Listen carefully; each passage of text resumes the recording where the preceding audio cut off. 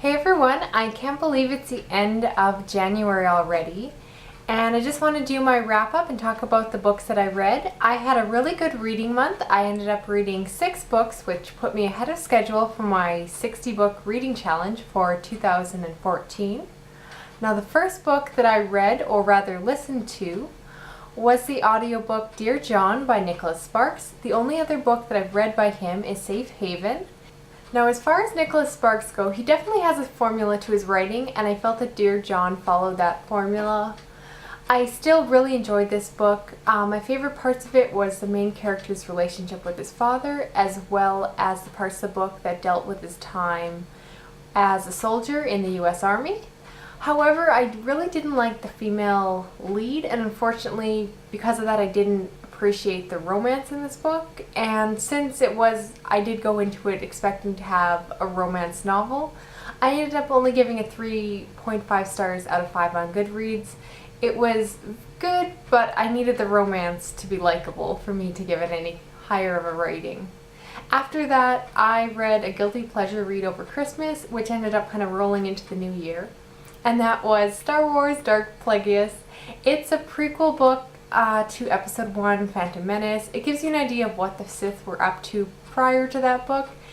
If you're not a super Star Wars nerd like me, I would recommend skipping this book. It was interesting because I really like Star Wars, but in terms of a piece of literature, it wasn't that great.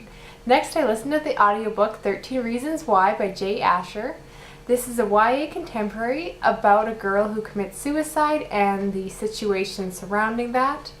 I did a full review on this one because I had a lot to say about it. I found it very interesting as a book, but I did have some issues with the plots and some concerns about the treatment of the subject matter of suicide.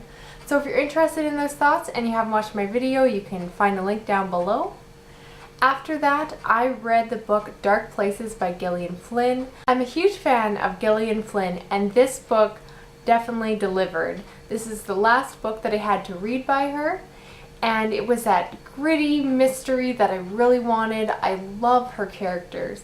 However, I don't necessarily think her writing is for everyone. So if you're on the fence about reading this, I recommend, I did a separate review of this one as well, and it gives you a little bit more insight into what a Gillian Flynn book is all about, and hopefully gives you a better idea of whether or not you want to pick it up. But for me, it was the perfect book. I love her writing. I love that dark, gritty mystery. It's so good. So good. And if you have any suggestions for an author who's similar to Gillian Flynn, please let me know down below, because I really don't know what to do. She's only written 3 books so far, and I really want more of that writing. I love those kind of books, and I don't know where to go next. So definitely appreciate any suggestions down below. Now after that, I read one more audiobook. I guess I was reading a lot of audiobooks this month, and that was The Ocean at the End of the Lane by Neil Gaiman. This is such a beautifully written story. It's about a man who goes back to his hometown and recalls the events of his childhood.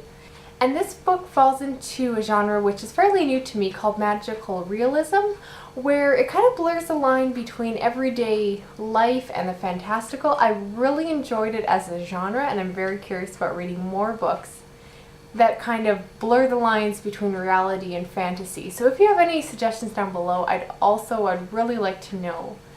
I thought this one was just beautifully written, a great story, and very enjoyable to listen to. And finally, I spent all month reading this, and I'm so happy I squeaked by and finished it just at the end of the month. And that is A Storm of Swords by George R. R. Martin. Now I'm not going to say too much about this because it's really hard to talk about a sequel without spoiling it for people who haven't read any of the books. I will say that I thoroughly enjoyed this one. Personally, it's my favorite of the 3 I've read so far. And what I really liked about it is that I was interested in every single character's perspective.